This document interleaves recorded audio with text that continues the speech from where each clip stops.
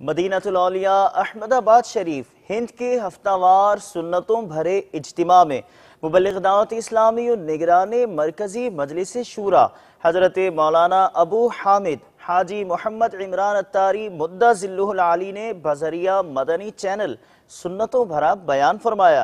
نگران شورا کے بیان کی مختصراً جھلکیاں پیش خدمت ہیں۔ احمد آباد شریف میں اسلامی بھائی جمع ہیں اور سنتوں بھرا اجتماع احمد آباد ہند میں جاری ہے۔ میں استنبول ترکی کے شہر استنبول میں اس وقت حاضر ہوں۔ یہ بات درست ہے کہ نیک لوگوں کی اپنی برکت ہوتی ہے۔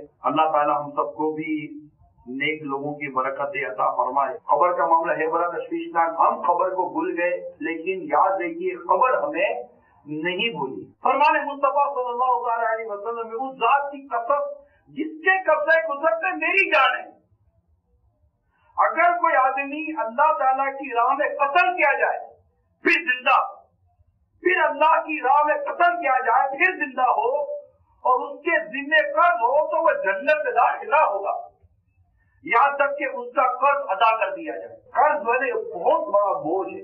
ہم نے جس سے قرض لیا ہے اپنے پاس دھکے کھلانے کے بجائے خود اس کے پاس جا کر شکریہ کے ساتھ اس کا قرض ادا کر دینا چاہیے، کہیں ایسا نہ ہو کہ جھوٹ موٹ آج کل کرتے ہوئے موت آ جائے اور قبر میں ہماری جان پھنس جائے۔ آپ دیکھیں جب آدمی قرض لینے کے لیے جاتا ہے، ارے بھائی بہت پریشانی ہے، کیا بتائیں، بچوں کا مسئلہ ہے، بیٹی کی شادی کرنی ہے، بیماریاں آپ کو تو پتا ہے، دوائیاں کتنی بھی مہنگی ہیں۔ آپ کو بہت سارے لوگ ایسے ہی ملیں گے یار، کوئی مطلب ان کی شان میں کمی نہیں آتی، ان کی کاروں میں کمی نہیں آتی، ان کی ہوٹلنگ میں کمی نہیں آتی، ان کی فیملی پرچیزنگ میں کمی نہیں آتی۔ کدھر کے امیر آدمی کدھر کے سیٹ تھا وہ یار، تو کدھر کے پیٹ ہو یار، آپ کیسے پیٹ ہو گئے؟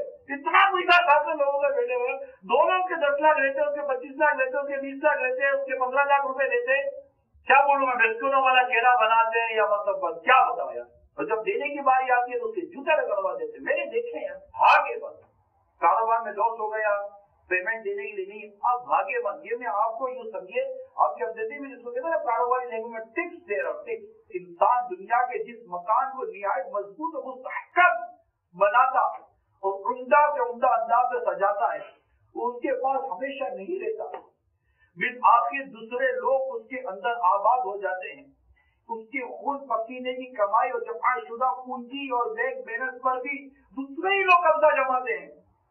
ہاں، مرنے کے بعد صرف وہی مال کام آتا ہے جو راہ خدا میں خرچ کیا گیا۔